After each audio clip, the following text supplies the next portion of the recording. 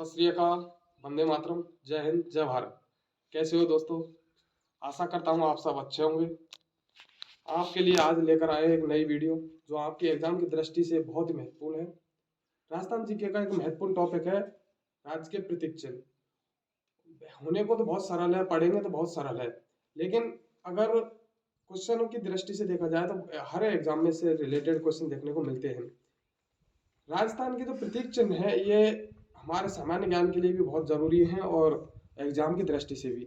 हम जो competitive exam की तैयारी कर रहे हैं, चाहे बीएड बीएसटीसी हो, चाहे पीटेट हो, चाहे पशु परिचर हो, चाहे राजस्थान पुलिस, उन सब के लिए ये बहुत महत्वपूर्ण टॉपिक है। आइए पढ़ते हैं इसको।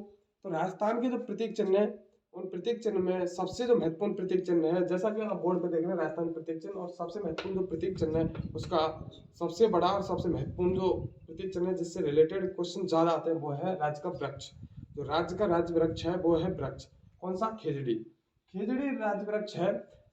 खेजड़ी राज्य वृक्ष आप पढ़ेंगे। इसके बाद में राज्य पुष्प है रोइडा, राज्य पशु है चिंकारा, राज्य पक्षी है गोडावन, अन्य और भी कई चीजें हैं जो राज्य के प्रतीक चिन्हों के रूप में हैं। तो पढ़ते हैं कि राज्य वृक्ष खेजड़ी क्या है, कैसे है, इसके बारे में विश्लेषण से पढ़ते हैं। आइए। राजस्थान का जो राज्य वृक्ष है वो है खेजड़ी, और इसको राज्य वृक्ष होने का दर्जा दिया गया कब? 31 अक्टूबर 1983 में। 31 अक्टूबर 1983 में राज्य वृक्ष होने का दर्जा दिया गया था। इसके उपनाम जो है इसे इतिहास में और दर्जा दिया गया है। इसे 31 अक्टूबर 1983 को राज्य वृक्ष होने का दर्जा प्राप्त है। इसके जो उपनाम है इतिहास में सबसे जो ज्यादा प्रसिद्ध उपनाम है क्या?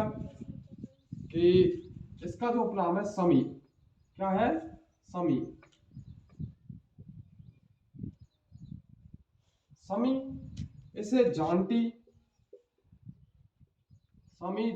धोकड़ा,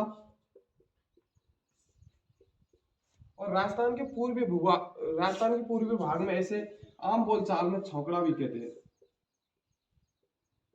छौकड़ा, धोकड़ा सिंधी जो भाषा है, सिंधी में इसे धोकड़ा कहते हैं। राजस्थान के पूर्वी भाग में इसे छौकड़ा कहते हैं। जांटी पंजाब और हरियाणा का जो क्षेत्र है उसमें जांटी कहते हैं। इतिहास में इसे समी के नाम से जाना जाता है, और इसकी पूर्व में इतिहास में बहुत पूजा भी की जाती थी। खेजड़ी वैसे तो राजस्थान के साथ साथ तेलंगाना के भी राज्य वृक्ष है। किसका? तेलंगाना का। ध्यान रखना, राजस्थान के राज्य वृक्ष के साथ साथ तेलंगाना का राज्य वृक्ष होने का गौरव प्राप्त है। इसे राजस्थान का गौरव, क्या? राजस्थान का गौरव कहते हैं। साथ है तेलंगाना का राज्य वृक्ष होने का गौरव प्राप्त है, इसे राजस्थान का गौरव भी कहते हैं। वैसे राजस्थान का गौरव चित्तौड़गढ़ को भी कहते हैं, राजस्थान का गौरव महाराणा प्रताप को भी कहते हैं, लेकिन इसे राजस्थान का गौरव भी कहते हैं। इसे रेगिस्तान का कल्प वृक्ष भी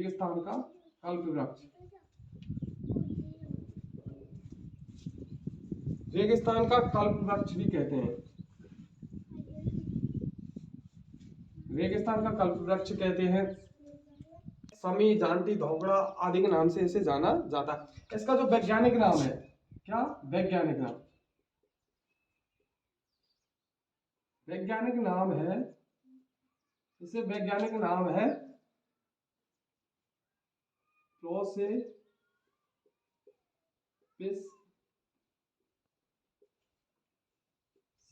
सेनेरेरिया।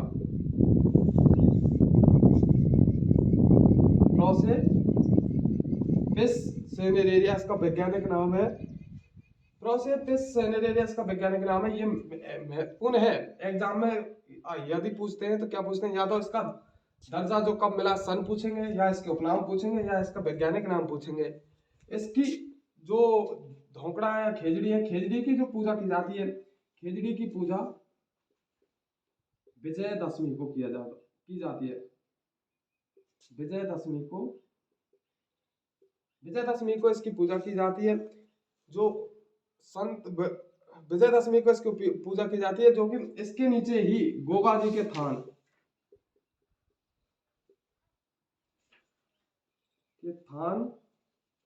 होते थे।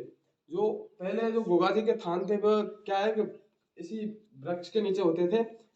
श्री ऐसा माना जाता है इतिहास में कि श्री राम ने रावण को वध करने से पहले इसकी पूजा की थी, और पांडवों ने भी अपने जो वनवास के टाइम पास शस्त्र छुपाए थे वो इसी के सहारे से छुपाए थे, इसी के पास में छुपाए थे।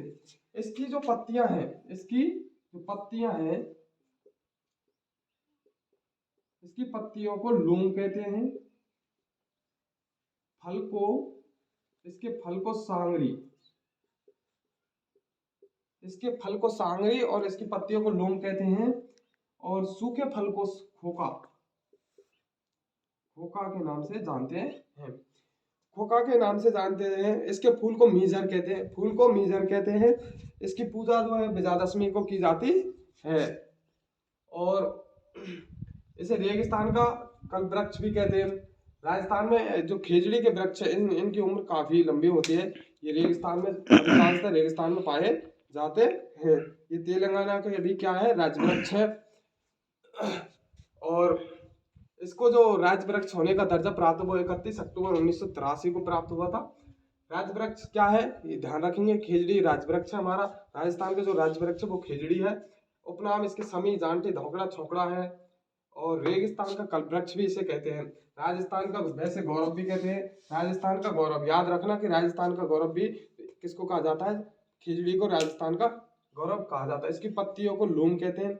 इसका जो फल है उसे सांगरी कहते हैं, सांगरी। और सूखे हुए फलों को क्या कहते हैं, खोखा। विश्व का एकमात्र विश्व प्रसिद्ध वृक्ष मेला, एकमात्र विश्व का एकमात्र विश्व का एकमात्र वृक्ष मेला खेजड़ी गांव, खेजड़ी गांव जोधपुर में भरता है। खेजड़ी गांव जोधपुर में भरता है। विश्व प्रसिद्ध मेला है, जो एकमात्र विश्व प्रसिद्ध मेला है जो वृक्ष यानी वृक्षों के बचाव के लिए मेले का आयोजन किया जाता है। यहाँ बिश्नोई जनजाति पाई जाती है जो इस मेले का आयोजन करती है। ठीक है, ये तो है हमारा एक पहला राज्य प्रतीक। जो राज्य प्रतीक कौन सा है, ये राज्य वृक्ष। इसके बाद में हम दूसरा चलते हैं। दूसरा राज्य वृक्ष के बाद में आता है राज्य पशु।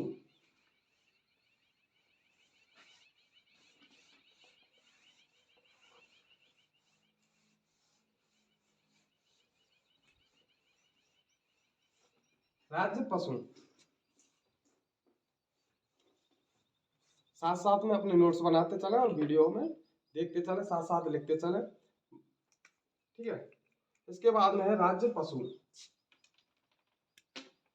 राजस्थान का जो राज्य पशु है वन्य जीव की दृष्टि से दो राज्य पशु हैं। राजस्थान के जो राज्य पशु दो हैं, दोनों में एक है वन्य जीव। वन्य जीव, राजस्थान का वन्य जीव राज्य जो पशु है वो है चिंकारा। क्या है, राज्य पशु चिंकारा। राज्य पशु चिंकारा है। और इसे जो राज्य पशु होने का दर्जा है, राज्य पशु होने का दर्जा इसे कब दिया गया, 22 मई 1981। 22 मई 1981 को राज्य पशु का दर्जा मिला इसे। इसका वैज्ञानिक जो नाम है, इसका वैज्ञानिक नाम है गजेला,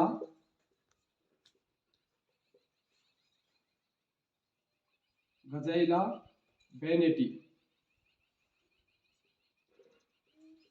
गजेला बेनेटी। इसका जो वैज्ञानिक नाम है गजेला बेनेटी। चिंकारा राज्य पशु है। और ये जो राज्य पशु है इसकी उम्र जो मानी जाती है वो 12 से 15 साल के बीच माने जाते हैं। और वैसे तो ये हिरण की प्रजाति का एक जो जीव है, हिरण की प्रजाति का जीव है। और इसे जो राज्य पशु होने का दर्जा वो 22 मई 1981 को प्राप्त हुआ। वैज्ञानिक नाम इसका गजेला बेनेटी, चिंकारा। और ये जो चिंकारा है, चिंकारा पाया जाता है हमारे राजस्थान में कई जो अभ्यारण्य है। वैसे तो अब इसकी गिनी चुनी प्रजाति में अवशेष रहे कोई 50-100 होंगे अवशेष, लेकिन ये ज्यादातर अभ्यारण्यों में, जैसे ताल छापर के अभ्यारण्य, उधर काला हिरण है उनके साथ में, ऐसे कई जगह है उनमें पाया जाता है। दूसरा है पालतू। पशु। पालतू पशुओं में है ऊंट। पालतू पशुओं में ऊंट है, जिसे रेगिस्तान का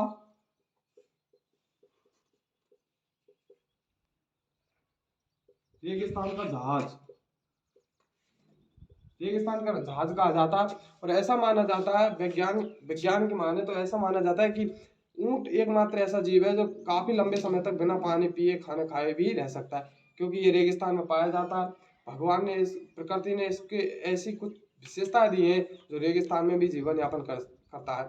इसके जो आंखों के बाल हैं वो धूल से बचाते हैं इसे। पैरों में गद्दियां जो रेगिस्तान में से दौड़ने में और चलने में मदद करती है। इसकी पीठ पे जो एक कुबड़ पाया जाता है, एक कुबड़ होता है जो वसा यानी प्रोटीन और वसा उन सब का संचय करता है और जल का भी संचय करता है। तो ये करीब सप्ताह भर तक पानी न पिए तो भी कोई दिक्कत नहीं है, अपने शरीर से ही क्या कर रिस्टोर कर लेता है, बिना खाने खाए लंबे समय तक बिना खाने खाए और पानी पिए भी रह सकता है। इसे रेगिस्तान का जहाज कहा जाता है। और जो ऊंट है रेगिस्तान का जहाज कहा जाता है, और ऊंट का अर्थ होता है सुंदर। ऊंट का अर्थ होता है सुंदर। ये जो शब्द है, इस शब्द का अर्थ होता है सुंदर। इस शब्द का जो अर्थ है वो सुंदर होता है या सुंदरता है। ऊंट की जो ऊंट से रिलेटेड जो कला राजस्थान प्रसिद्ध है, ऊंट के शरीर पर जो मांडने बनाए जाते हैं, उस पर जो डिजाइन की जाती है वो प्रसिद्ध है। ऊंट पर जो कला प्रसिद्ध है, ऊंट के लिए उस्ता कला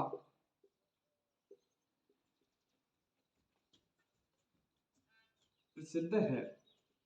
ऊंट के लिए उस्ता कला प्रसिद्ध है। इसे राज्य पशु होने का दर्जा जो मिला, इसे दर्जा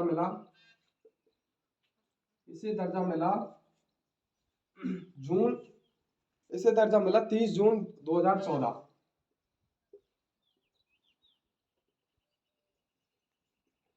बीजेपी सरकार थी, जैसे बीजेपी सरकार बनी 2014 में, तो उन्होंने उस समय ही 30 जून 2014 में ऊंट को भी क्या राज्य पशु होने का गौरव प्रदान किया और इसे राज्य पशु का दर्जा प्राप्त हुआ। इसके लिए उस्ता कला प्रसिद्ध है। ऊंटों का पालन जो करती है, ऊंटों को पालने पोसने का कार्य जो करती है, जो जाति है ऊंटों को ऊंट पालक जाति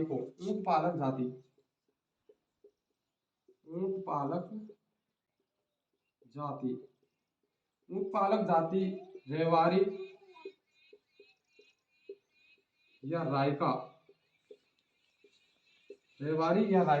ऊंट पालक जो जाति है उसे रेवारी या रायका के नाम से जाना जाता है। ऊंट पालक जाति को रेवारी या रायका के नाम से जाना जाता है। ऊंट की जो उम्र है करीब 40 से 50 वर्ष के आसपास मानी जाती है, कि ऊंट की उम्र 40 से 50 वर्ष के आसपास मानी जाती है। ऊंट से रिलेटेड जो गीत है, ऊंट से संबंधित गीत है गोरबंद।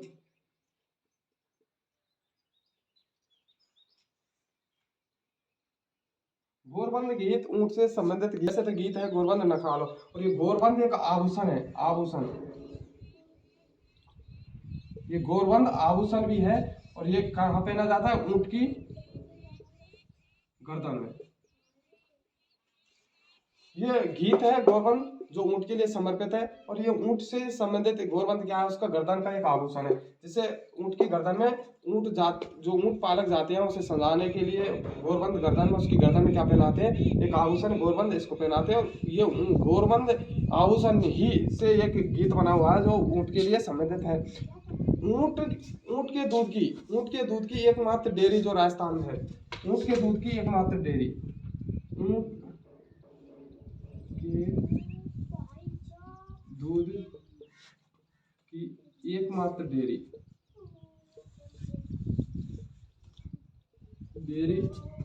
उर्मूल डेयरी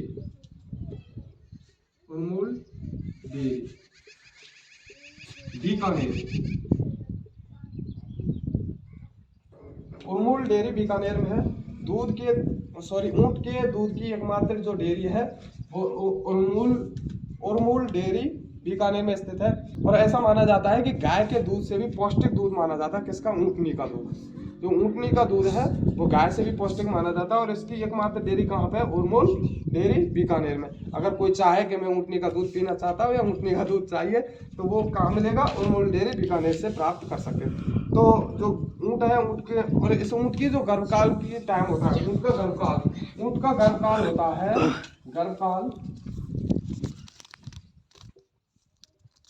ऊँट का गर्भकाल 9 से 14 महीने, 14 माह, 9 से 14 माह इसका गर्भकाल माना जाता है ऊँट का।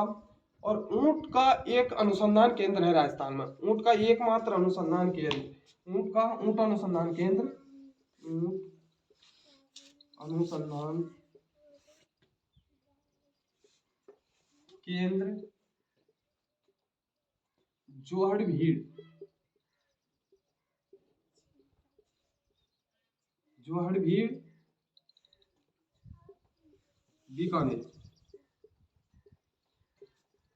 बीकानेर में स्थित है। उनका एक अनुसंधान केंद्र है जो जोहड़भीड़ बीकानेर में स्थित है।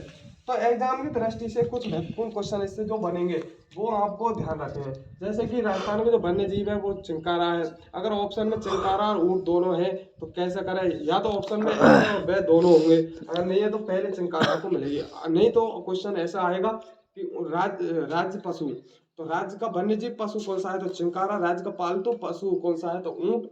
और राज्य का वन्य जीव चिंकारा को राज्य पशु वन्य जीव में देखें तो हम चिंकारा है। राज्य पशु वन्य जीव की दृष्टि से तो कौन सा है? चिंकारा। जो कब बनाया गया?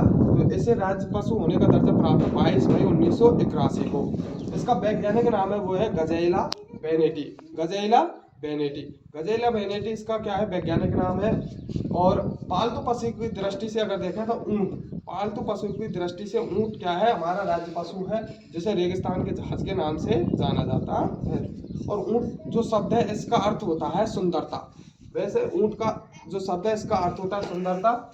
और इसका जो ऊँट का गर्भकाल है वो माना जाता है 9 से 14 माह, क्योंकि इसका कोई फिक्स नहीं है, जितना खाना पीना खाए उसी हिसाब से ऊपर नीचे हो जाता है। और ऊँट के लिए जो उम्र है इसकी करीब 40 से 50 वर्ष के आसपास मानी जाती है।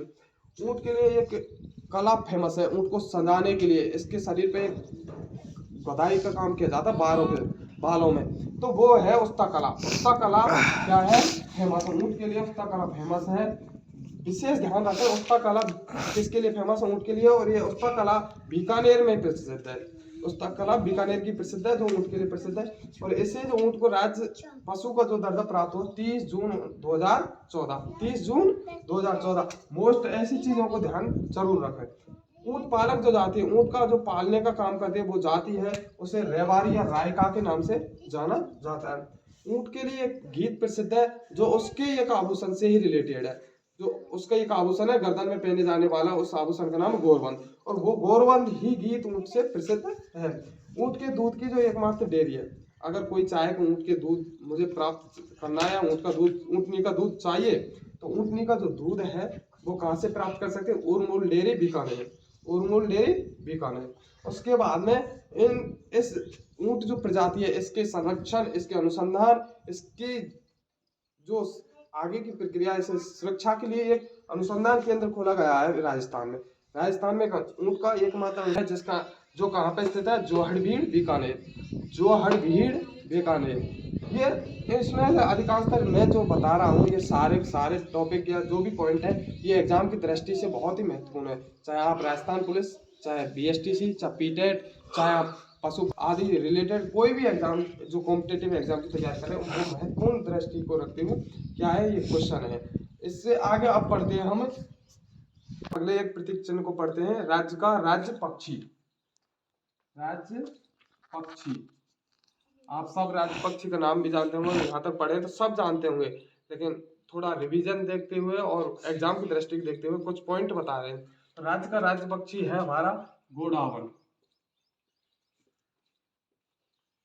गोडावन को राज्य पक्षी घोषित किया गया। इसको ग्रेट इंडियन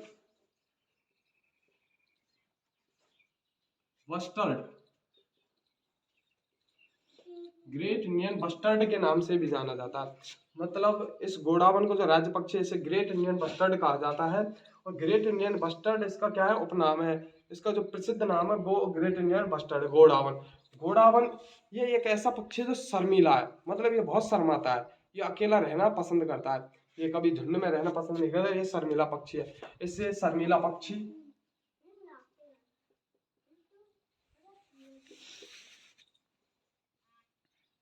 इसे शर्मीला पक्षी, सोहनचिड़िया,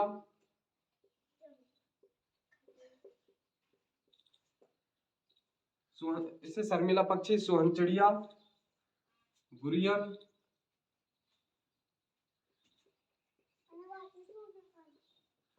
शर्मीला पक्षी, सोहनचिड़िया, गुरियन, हुकना पक्षी, सोहनचिड़िया, हुकना पक्षी,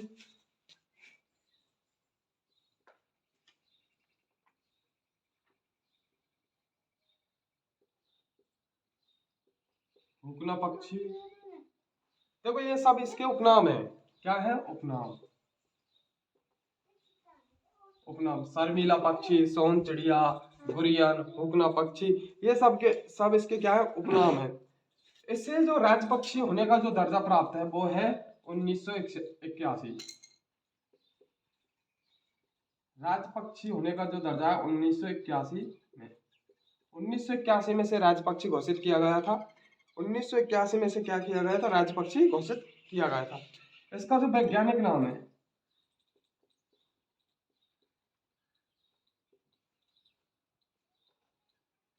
वैज्ञानिक नाम है जो इस गोडावन का जो वैज्ञानिक नाम है वो है ऑर्डियो टिप्स, ऑडियोटिस निग्रेसिप्स।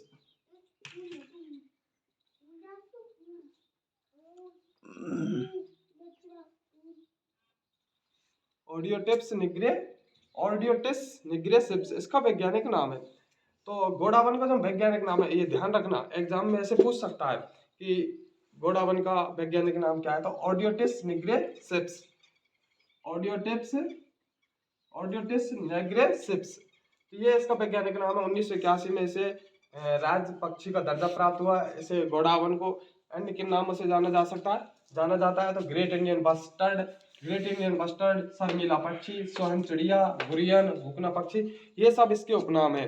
इससे मतलब वैज्ञानिक जो इसका नाम है जो एग्जाम की दृष्टि से महत्वपूर्ण है वो है ऑडियोटिस निग्रेसिप्स, ऑडियोटिस निग्रेसिप्स, ऑडियोटिस निग्रेसिप्स, ऑडियोटिस ऑडियोटिस निग्रेसिप्स इसका वैज्ञानिक नाम है। ये अब बात करते हैं ये कहाँ पे पाया जाता है क्या, तो ये जो गोडावन पक्षी है ये विलुप्तता की कगार पे है, मतलब ये कहें कि ये बहुत नगण्य मात्रा में अब राजस्थान पाया जाता है। जो घोड़ावन है ये बहुत नगण्य मात्रा में पाया जाता है। अगर कोई चाहे कि मैं इसे देखना चाहूँ तो कहाँ देख सकते हैं, तो ये पाया जाता है मरुद्यान,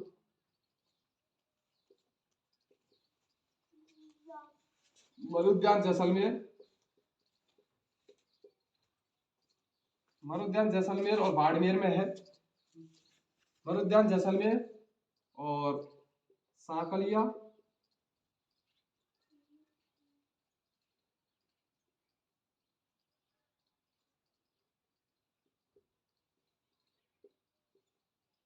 साकलिया अजमेर,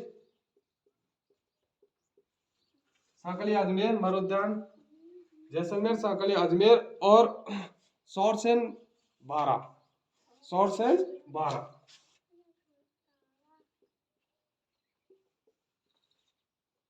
सौरसेन 12, इन जगहों पर आप इसे देख सकते हो। मतलब जो घोड़ावन है ये इन 3 जगहों पर ज्यादा दिखाई दे सकता है।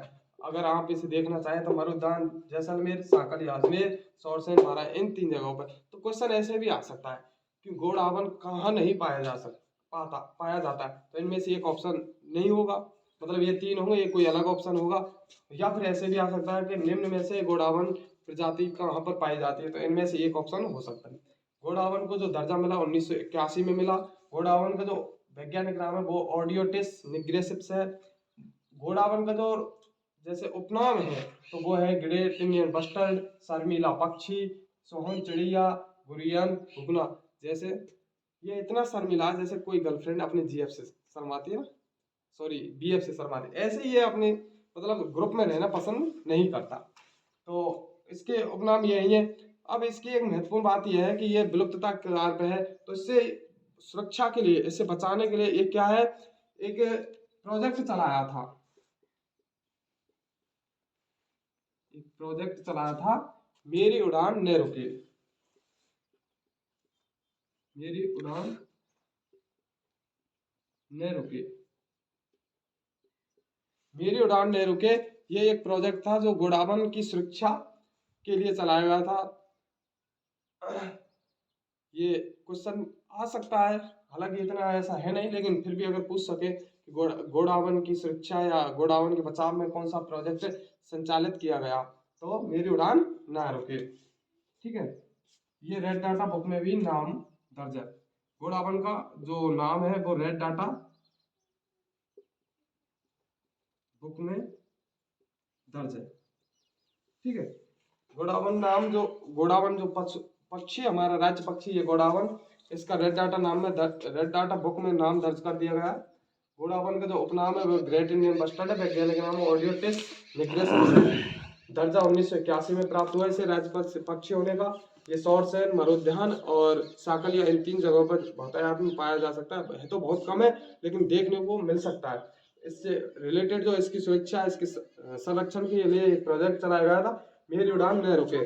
और इस गोडावण पक्षी का क्या है कि नाम रेड डाटा बुक में भी अंकित है, क्योंकि ये विलुप्तता की कगार पे है। इसे बचाने के लिए रेड डाटा बुक में, जानते हैं आपकी रेड डाटा बुक में कौन से नाम लिखे जाते हैं, तो विलुप्तता की कगार पे ऐसे जीव जो या तो विलुप्त हो चुके हैं या विलुप्तता की कगार पर रहे, उन्हें रेड डाटा बुक में क्या किया जाता है, दर्ज किया जाता है। अब नंबर आता है राज्य पुष्प का। राज्य पक्षी के बाद राज्य पुष्प का ऐसा खास इसमें है नहीं। राज्य पुष्प आप सब जानते हैं, राज्य पुष्प का नाम क्या है, राज्य पुष्प, राज्य पुष्प रोहिड़ा। हमारा राजस्थान का जो राज्य पुष्प है वो है रोहिड़ा। रोहिड़ा को जो दर्जा प्राप्त हुआ वो हुआ 31 अक्टूबर 1983। एक चीज आप समझ गए होंगे कि राज्य पुष्प और राज्य वृक्ष दोनों को जो राजकीय होने का जो दर्जा प्राप्त हुआ वो 1983 है, और राज्य पशु और राज्य पक्षी होने जो है उनको राजकीय होने का दर्जा प्राप्त है वो है 1981।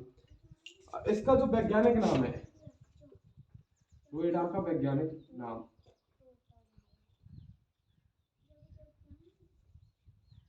रोइडा का वैज्ञानिक नाम है टीको मेला अंडू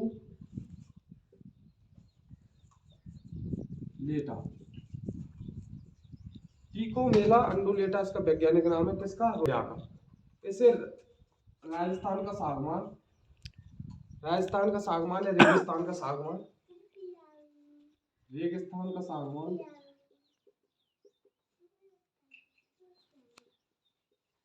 सागवान, मरु टीका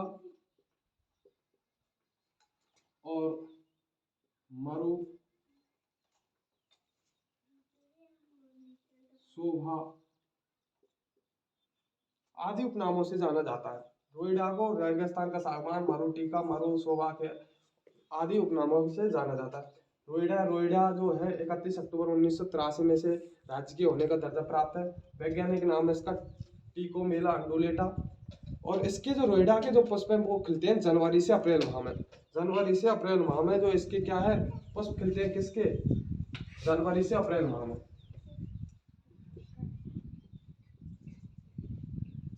जनवरी से अप्रैल माह में, अप्रैल माह में इसके पुष्प खिलते हैं रोइडा के। तो इसमें कुछ ज्यादा ऐसा है नहीं, बस इसका वैज्ञानिक नाम, इसे कब दर्जा मिला, इसके उपनाम, ऐसा ही याद रखना है। इसके बाद में है राज्य नृत्य। राज्य राज्य नृत्य, राज्य नृत्य घूमर। और घूमर क्या है, एक राजस्थान की संस्कृति और विरासत का प्रतीक चिन्ह है, राजस्थान का प्रतीक नृत्य है ये। और इसे जो राजस्थान दर्जा दिया गया है वो दिया गया 1986 में। 1986 में राज्य नृत्य होने का दर्जा प्राप्त है घूमर को। घूमर को राज्य नृत्य घोषित किया गया 1986 में। ये राजस्थान की संस्कृति और विरासत का प्रतीक है। ठीक है, इसके बाद में आते हैं हम राजस्थान का राज्य गीत। राज्य गीत आप सब जानते हैं, इसका राज्य गीत है केसरिया बालम। कौन सा है? घूमर है, और घूमर को 1986 में घोषित किया गया। इसके बाद में राज्य गीत केसरिया बालम, केसरिया बालम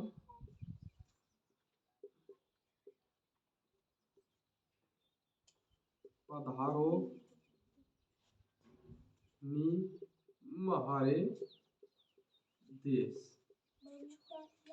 बस आप तो इतना ध्यान रख लेना केसरिया बालम क्या हमारा राज्य गीत है। और इसको सबसे पहले जो गाया था, किसने गाया था? सर्वप्रथम गाया था इसको सर्वप्रथम उदयपुर में, जो ये है केसरिया बालम पधारो नी महारे देश, इस गीत को सर्वप्रथम उदयपुर में मांगी बाई सर्वप्रथम गाया था।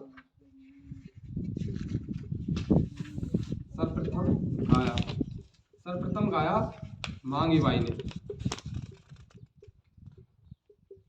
कहाँ पे गाया? उदयपुर में।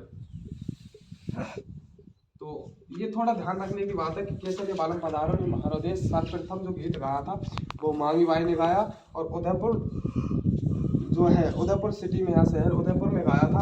और इसको जो अंतर्राष्ट्रीय स्तर पर जो ख्याति प्राप्त हुई, या अंतर्राष्ट्रीय स्तर पर इसे प्रसिद्धि दिलाई, किसने दिलाई अंतर्राष्ट्रीय स्तर पर? तो अंतर्राष्ट्रीय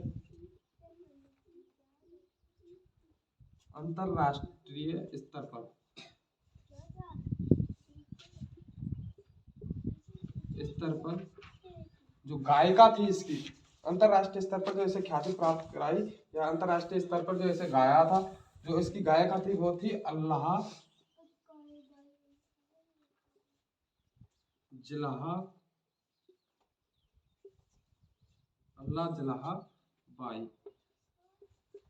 जलाबाई ने इसे अंतर्राष्ट्रीय स्तर पर क्या था?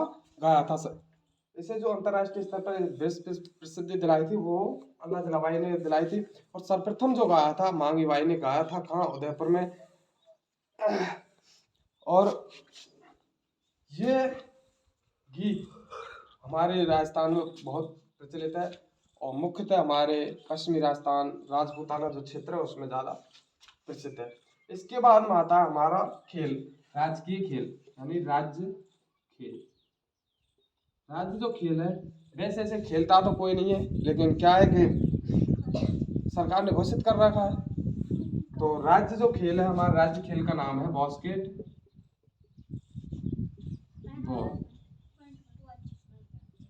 बास्केटबॉल। वैसे इंग्लैंड का ये राष्ट्रीय खेल है, और राजस्थान में सबसे लोकप्रिय खेल है वो है क्रिकेट। और राजस्थान का जो खेल है वो है बास्केटबॉल। इसे 1948 में 1948 में इसे क्या राज्य खेल घोषित किया गया था राजस्थान का। इसमें दोनों तरफ 5-5 खिलाड़ी, दोनों पारियों में 5-5 खिलाड़ी होते हैं, 10 खिलाड़ी होते हैं पूरे, 5-5 खिलाड़ी इसको खेलते हैं। और इस खेल के जो जन्मदाता हैं, बास्केटबॉल खेल के जो जन्मदाता वो है जेम्स नाइस्मिथ। जेम्स नाइस्मिथ इसके जन्मदाता हैं। किसके? बास्केटबॉल खेल के जन्मदाता वो जेम्स नाइस्मिथ हैं। बास्केटबॉल को 1948 में क्या है राज्य के खेल घोषित किया गया था। इसकी दोनों पारियों में 5-5 खिलाड़ी होते हैं। और इसके बाद में हमारा आता है राज्य की मिठाई। राज्य की जो मिठाई है, राज्य मिठाई, बस इसका आप एक नाम याद रखना। वैसे राज्य मिठाई सावन का त्योहार, रक्षाबंधन त्योहार है, उस पर ज्यादा देखने को मिलती है, जब ज्यादा खाने पीने में आती है, वो है घेवर राज्य की मिठाई है। इसके बाद में हमारा आप सब इसको एक बार उतार लें, अपनी नोटबुक में नोट बना लें और जो भी है साथ साथ में नोट बनाते चलें, लिखते चलें, जिससे रिवीजन करने में आपको ज़्यादा दिक्कत नहीं आएगी। ये आपके जो छोटे छोटे टॉपिक हैं एग्जाम की दृष्टि से बहुत महत्वपूर्ण होते हैं, इनसे बहुत छोटे छोटे क्वेश्चन होते हैं, इसलिए सबको एक बार उतार लें और लिख लें। ठीक है, अब इसके बाद में चलते हैं हम, राज की मिठाई हो गई घेवर, इसके बाद में कुछ 2-3 टॉपिक और है छोटे छोटे, वो है बादल, वो है जैसे राज्य का शास्त्रीय नृत्य कथक, राजस्थान का शास्त्रीय जो नृत्य है, शास्त्रीय नृत्य कथक, राजस्थान का जो शास्त्रीय नृत्य है वो कथक है। और ये किस घराने से संबंधित है? ये जयपुर घराने से, जयपुर घराने से संबंधित है। ये कथक है जो जयपुर घराने से संबंधित है, ये शास्त्रीय नृत्य है। और एक और है हमारा जो है जैसे राज्य का राज्य कवि, राज्य कवि की उपाधि प्राप्त है हमारे सूर्यमल मिश्र, राज्य कवि की उपाधि प्राप्त है, राज्य कवि, राज्य कवि की जो उपाधि प्राप्त है सूर्यमल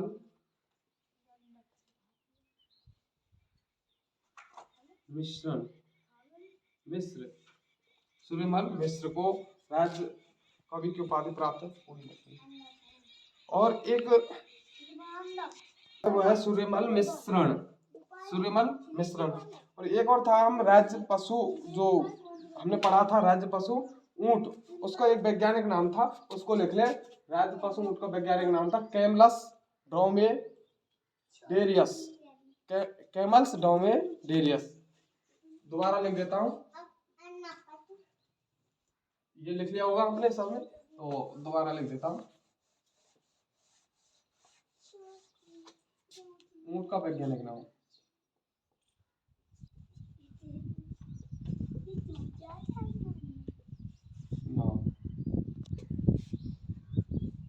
कैमल्स ड्रोमेडेरियस,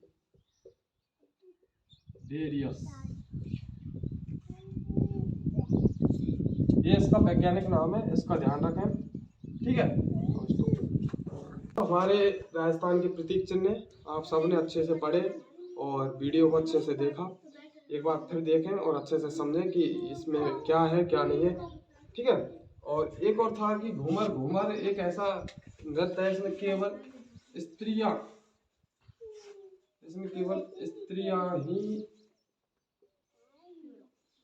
ही भाग लेती हैं।